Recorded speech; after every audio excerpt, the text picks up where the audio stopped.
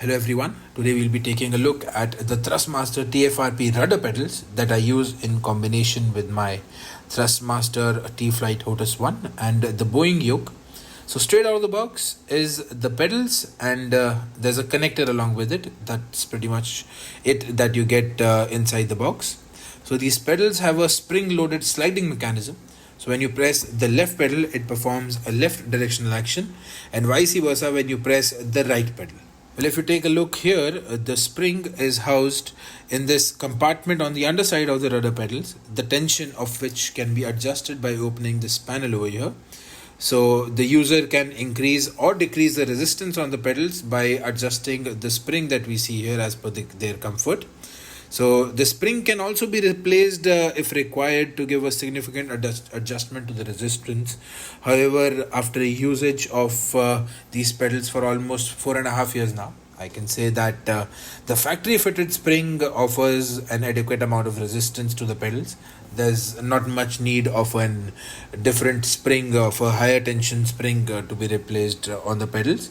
But as I mentioned, it depends on your comfort. It's easily available on Amazon. You can just buy it from there and replace the spring that has already come in the rudder pedals. So coming back to the design, the pedals have a comfortable and efficient experience to use. The holes cut in the pedals that we see here have an aesthetic look while reducing the overall weight of the pedals. These horizontal strips that we see here provide a very comfortable grip to the feet. So talking about the efficient design and comfort, these pedals also come along with this Allen key in the box. I'll show you why in a second. So the pedals that we see here have a little footrest here towards the bottom where the user's heel would rest, which offers a reduced strain to the feet during long hours of gameplay. But if you feel you don't need it, just go ahead and use the trusty Allen key that comes in the box and you can get rid of them. Or I would say another use to the removal of the footrest shall be for people who have a slightly bigger feet size than the pedals. So removing the footrest for them may give them better comfort and grip while they use the rudder pedals. Here's a picture of the pedals with the footrest removed from them. Coming here to the center of the pedals, if you have a look, this assembly right here shows the joint between the two pedals, and the movement of each is in the reverse order to the other one like it should be. So between the two pedals, the markings here show the offset of the pedals. So while using the pedals, in case you feel that the aircraft is moving towards one particular side, all you can do is you can be sure by looking at this arrow in between the pedals. If it is aligned with the indicator markings here, you can be sure that there's no hardware issue that you are facing. It might be a software misalignment that can easily be adjusted with the software on your PC. Coming to the other axis of movement on these pedals is the movement along with the vertical axis, that's for brakes. Now my personal experience here is that these brakes that I have used particularly on these pedals have been by far the best brakes that I have ever used in my flight simulator in terms of braking action, because it definitely offers a sensitivity level, but I would say the ability of partially pressing the brakes or fully pressing the brakes for maximum effectiveness is pretty great on these. The resistance on the axis is just perfect. Now taking a look at the overall build quality, I would say it's pretty great. The steel rails that we see here on which the pedals slide are they're quite sturdy and they will last you for a very long period.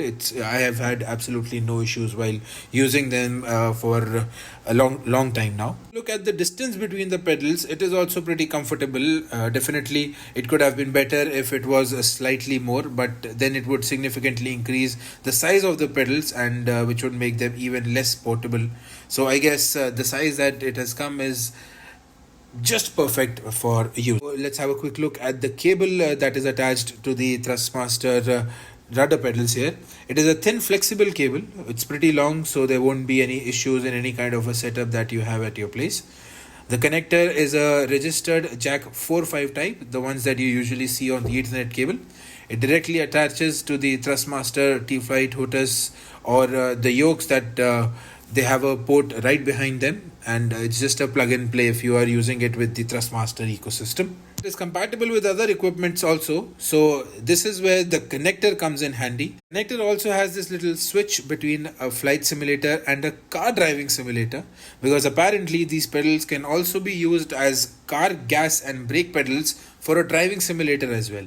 I cannot give you a review on that because I haven't used it that way. Drop me a comment in the comments box below if you want me to review the pedals on a driving simulator. Now, before I conclude this video, I would like to give you a quick tip on my own personal experience.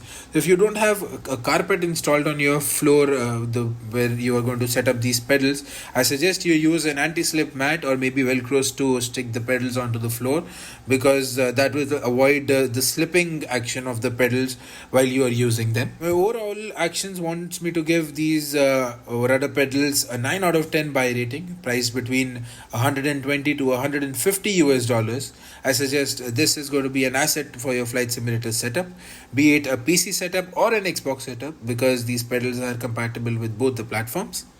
I hope I covered everything that you would want to know about these rudder pedals. Drop a comment below if you have an opinion about these pedals, if you're already using them, or have a question before you want to buy them. I'll be happy to answer them for sure. And please go ahead and check out my video on the Thrustmaster T.Flight Hotas ONE in the I button over here. So that's it for today's video. And don't forget to like, share and subscribe. I'll see you in the next one.